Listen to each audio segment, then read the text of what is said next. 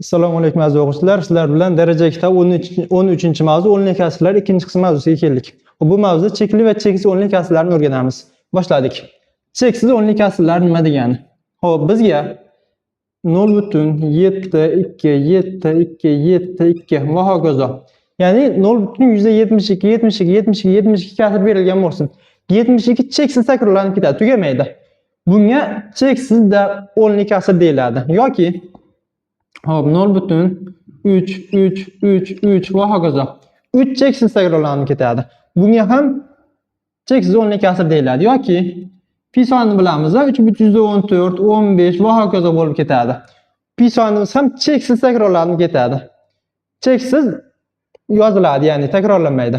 Xo'p, bularda 72 takrorlanyapti, bu yerda 3 takrorlanyapti, bu yerda takrorlanmayapti.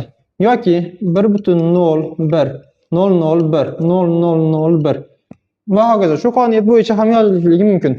1.01 2.01 3.01 va hokazo.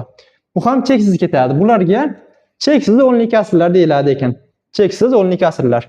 Endi cheksiz o'nli kasrlar ham ikkiga bo'linadi. Qanday? Cheksiz davriy o'nli kasrlar, cheksiz davrsiz o'nli kasrlar. Bularga qaraymiz. 72 davr degan takrorlanish degani. 72 takrorlanyapti. Bu yerda 3 takrorlanyapti. Xo'p, pi sonimizda takrorlanayotgan son yo'q yoki bu yerda ham takrorlanayotgan son yo'q. Demak, bu ikkalasi davriy o'nli kasr ekan, bu ikkalasi davrsiz o'nli kasrlar ekan. Xo'p, demak, cheksiz o'nli kasrni davriy va davrsiz ajratishni o'rganib oldik. Endi davriy o'nli kasrlar nima degani? Ikkita misolni ko'rdik. Shularni qaytadan yozaylik. 0.72 takrorlanib ketyapti. Bular davriy o'nli kasrlar deyiladi hamda davriy o'nli kasrlarni qisqaroq yozishlik uchun yozaman 0. takrorlanayotgan son qaysi? 72. Shuni qavsga olib yozishlik kelishilgan. Ya'ni agar qavsda sonni ko'rib qolsak, o'nli kasrlar bu davrni bildiradi ekan. Keyingisi 0.3 va hokazo. 3 takrorlanib ketyapti. Buni qanday yozamiz demak? Teng bo'ladi 0. qavs olamanni davrda 3 deb yozaman. Xo'p, keyingisi yana bitta misol ko'raylik. 1.613 va hokazo. Bu ham takrorlanib ketsa, buni yozaman men teng 1. davrda 613 deb. Takrorlanyaptimi? Shu takrorlanayotgan sonni davrga yozib qo'yamiz. Bo'ldi. Xo'p, yoki 0.67222. Endi 2 takrorlanib ketsin, boshida 67 erlashib qoldi. Buni yozaman men 0.67. Nimaga kelishamiz? Takrorlanayotgan sonni davrda yozishlik, ya'ni qavs yozishlikka. 67 da keyin 2 takrorlanyapti. Davrda 2 deb yozamiz. Xo'p, yana bitta misol ko'raylik. 2.37 va hokazo. Bu yerda qaysi son takrorlanyapti? 1. Buni yozaman 2.37 davrda 1 deb. Davriy o'nli kasrlarni ham o'rgandik. Qanday yozishlikni. Endi oddiy kasrdan davriy kasrga o'tishlikni o'rganamiz. Masalan, bizga 1/3 berilgan bo'lsa-da, buni davriy kasrga o'tgan deydi. Qanday o'taman men? Teng deyman. Xo'p, 1 ni 3 ga bo'laman. Bu yerda yozaylik, 1 ni bo'laman 3 ga. Shunda bir nechta bor? 0 ta butun bor, 10 bo'ladi. 10 ni 3 ga bo'lsam 3 ta bor. 3 kere 3 9. Ayiramiz. Yana 10 paydo bo'ldi. Demak, yana 3 keladi ekan. Keyingisi ham xuddi shu tartibda ketadi. Bu nima degani? 3 bo'lib 3 takrorlanib ketyapti. Teng deyman. 0 butun nimaga? Davrda 3 ga. Demak, bo'lish yordamida o'tsak bo'ladi ekan. Yoki hop 10 bo'lingan 6 berilgan bo'lsin bizga. 11 deylik shuni. 11 bo'lingan 6. Teng. Davriy kasrga o'tgan desa yana bo'lamiz. 11 ni bo'laman 6 ga.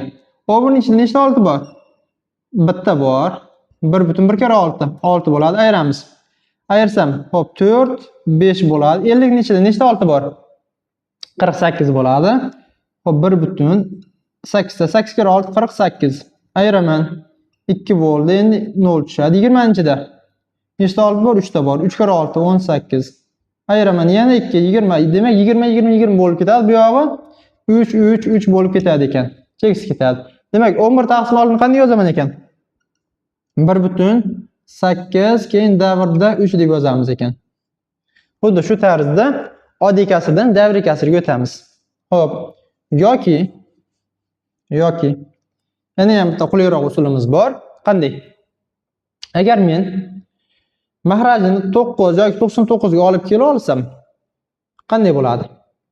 12 taqsim 33 berilgan bo'lsin. Teng, men buni 99 ga olib kelishga harakat qilaman. 3 ga ko'paytirib yuboraman. Teng bo'ladi 99 dan 36. Endi mahraji 99 bo'ldimi? Teng deyman 0.36 davrda ekan deb yozib qo'yaman. Agar mahraj 9 bo'lsa yoki 99 bo'lsa, suratdagi son davr bo'ladi. Shundan foydalanib o'tkazdiramiz. Yoki hop 1 taqsim 2 taqsim 3 bo'lsin. Buni men 9 ga olib kelaman. 9 ga olib kelsam nima bo'ladi? 9 dan 3 ga ko'paytirsam 6 bo'ladi. Buni endi yoza olaman men 0.davrda 6 deb. Ikkita variantim bor ekan. Birinchisi, surat mahrajga bo'lishlik doim o'rinli bo'ladi. Surat mahrajga bo'lsam, doim davriy oddiy kasrdan davriy kasr bo'lsa, davriy kasrga o'tamiz. Yoki mahrajni 999 ga olib kelib olishlik. Xo'p, endi bitta savol tug'iladi. Har doim ham surat mahrajga bo'lsam, davriy kasrga o'tadimi degan savol. Yo'q, doim o'tmaydi. Masalan, 12 taqsim hop, necha kelsin? 24 bo'lsin. Teng bo'ladi. Qisqartirib yuborsam 1 taqsim 2 bo'ladi. 1 ni 2 ga bo'lsam 0.5 chiqadi. Ya'ni davriy kasr bo'lmadi. Nimasiga qarab ajratamiz biz? Oddiy kasrlarni davriy kasrmi yoki davrsiz davriy kasrmi yoki chekli kasrmi? E'tibor beraman. Xo'p, kasr berilgan bo'lsa menga agar 1 taqsim qanaqadir a soni berilgan bo'lsa, a sonini tub ko'paytiruvchiga ajrataman. Tub ko'paytiruvchiga ajratsam 2 ning n'inchisi, 5 ning m'inchisi. Xo'p, bulardan boshqa son aralashib qolsa, ya'ni 2 va 5 dan boshqa qaysidir son aralashib qolsa, bunday kasrim davriy o'nli kasr bo'ladi, cheksiz. Xo'p, qanday bo'ladi? Masalan, 7 taqsim 15 kelsa, bu davriymi, davriy emasmi deb savol qo'yadi. Men tub ko'paytiruvchiga ajrataman 15 ni. 3 ko'paytirilgan 5 bo'ladi. 5 dan boshqa 3 aralashib qoldi. Demak, bu kasrim davriy o'nli kasr ekan deb javob beraman. Yoki yana bitta misol ko'ramiz. Xo'p, 11 taqsim 20 bo'lsin. 20 ni tub ko'paytiruvchiga ajratamiz. Xo'p, 4 ko'paytirilgan 5. 4 nima degani? 2 ning kvadrati ko'paytirilgan 5 bo'ldi. Faqatgina 2 va 5 qatnashyapti mahrajda. Demak, bu kasrim chekli o'nli kasr ekan deb javob beramiz. Xo'p, yana bitta misol. 7 taqsim 35 kelsa. Dastlab agar qisqaradigan bo'lsa, qisqartirishim kerak. 7 bilan 35 ni qisqartiraman. Teng bo'ladi 1 taqsim 5 ga. Endi mahrajda faqatgina 5 keldi. Demak, bu ham davrsiz, ya'ni chekli o'nli kasr ekan deb javob beramiz. Xo'p, endi davriy kasrdan oddiy kasrga o'tishlik qanday bo'ladi? Bizga dastlab davriy kasrlarni o'rganib olaylik. Davriy kasrlarning o'zi ham 2 turga bo'linadi. Bu yoqda ko'rdik biz.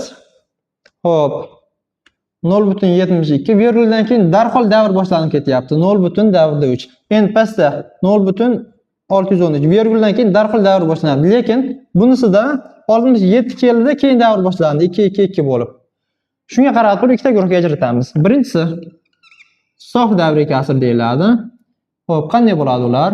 1.6 yoki 2.73 yoki 5.03 yoki 0.12 va hokazo 0.125 virguldan keyin darhol davr boshlanishligi kerak. Bularda sof davriy kasrni qanday qilib oddiy kasrga aylantiramiz? Butun qismni yozaman. Keyin davrga qarayman. Davrda nechta bor sonligini, nechta son borligini sanayman. Xo'p, davrda bitta son bor. Demak, 9 dan davrda nechta son bo'lsa, shuncha 9 yozamiz. 9 dan 6 deb javob beraman. Birinchisi shunga teng bo'ldi. Ikkinchisi bu nimaga teng bo'ladi? 2 deyman. Davrda nechta son bor? 2 ta son bor. Demak, 99 yozaman. 99 dan 73 surat yoziladi. Keyingisi, 5 deyman. Davrda nechta son bor? 2 ta son bor. Demak, 99 bo'ladi. Suratiga davrda necha kelyapti? 0,3. Demak, 3 ni o'zini yozaman. 15,03 3 ga teng ya'ni. Xo'p. 5,99 3 bo'ldi. Keyingisi 0 butun bo'lsa, butun qismi yozilmaydi. 12 dan xo'p.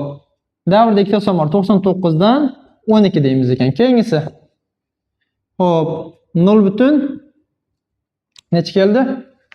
1000 dan 125 davrda. Davrda 999 3 ta son bor.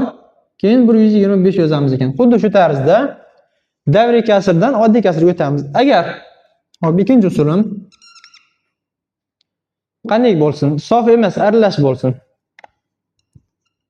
Aralash davriy kasr. Bu qanday bo'ladi? Aytdik, virguldan keyin son aralashib qoladi. Masalan, 1,673. Mana 1 butun virguldan keyin 6 aralashdi, 73 davrda kelyapti. Xo'p, yana misol 0,312 yoki xo'p 0,021.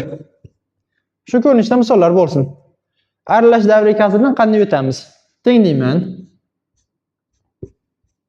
Xo'p, butun qism yozaman. Keyin mahrajga davrda nechta son bo'lsa, xuddi shuncha 9 yoziladi. Tepadagi bilan bir xil. Davrda nechta son bor ekan? 2 ta son bor ekan. Demak, 2 9 yozaman. Endi farqini ko'ramiz. Davrgacha nechta son bor? Bitta son bor. Shuncha 0 yozaman.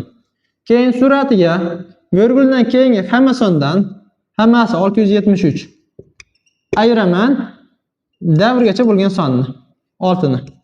Xo'p, teng bo'ladi 1,990 dan 673 ni 6 ni ayirsam 667. Xo'p, keyingisi 0 butun, demak butun qismi yozilmaydi. Mahrajga davrda nechta son bor? Bitta son bor, demak bitta 9 yozaman. Davrgacha ikkita son bor, 900 bo'ldi. Keyin hammasi virguldan keyin 312 ayiraman. Davrgacha son 31. Xo'p, natijamiz 900 dan 312 dan 31 ni ayirsam, xo'p, oxiri 1 bo'ladi. Ondan 31 dan 3 ni ayirsam 28 ekan. Demak, 281 chiqadi ekan. Keyingisi, xo'p, butun qism 0. Davrda nechta son bor? Bitta son bor. Davrgacha ikkita son bor. 0 0 bo'ladi demak. Xo'p, endi qarayman. Jami 21 kelyapti. Ayiramiz. Davrgacha 2 kelyapti. 2 ni. Teng 900 dan bo'lib qoladi. Necha? 21 ayrilgan 2. 19. Bular qayerdan kelgan? Ya'ni qanday qilib 9, 99 yozyapmiz degan savol tug'ilishligi mumkin. Qayerdan kelgan? Shuni ham o'rganib ketamiz. Xo'p. Bizga 1 butun davrda 6 shuni aylantirib ko'raylik. 1 butun davrda 6. Nima degani bu? Teng 1 butun 6 6 6 degan cheksiz takrorlanadi degani. Shuni men belgilayman. Teng deb x. X ni topishligim kerak. Oddiy kasr ko'rinishida. Men buni ko'paytirib yuboraman 10 ga. Ikkala tarafim ham. Nima paydo bo'ladi? 16 butun 6 6 6 ketadi. Ya'ni 16 butun davrda 6 yo'q cheksiz ketadi. Teng bo'ldi nimaga? 10 ta x ga. Xo'p, x ni o'zi nimaga teng edi? 1 butun 6 6 6 ga teng edi. X ning o'zi teng x ga. Sistema qilaman-da ayirib yuboraman. Tepadan pastni ayirsam. Xo'p, 16 dan 1 ni ayirsam 15 bo'ladi. Butun. Xo'p. 15 butun. 6 lar yo'qolib ketdi. Teng bo'ldi nimaga? 10 dan x ni ayirsam 9 ta x ga. Xo'p, x teng deyman endi. X teng 15 taqsim 9. 15 taqsim 9. Butun qismni ajratadigan bo'lsam 1 butun, xo'p, 9 dan necha bo'ldi? 1 6 bo'ldi. Mana 9 qayerdan kelib qolgan? 10 ta x dan bitta x ni ayirganda 9 keladi. Bularni ham xuddi shu tenglama tuzib turib o'tkazib yuborsak bo'ladi oddiy kasrga. Shu bilan o'nli kasrlar, chekli va cheksiz o'nli kasrlar mavzusi tugadi.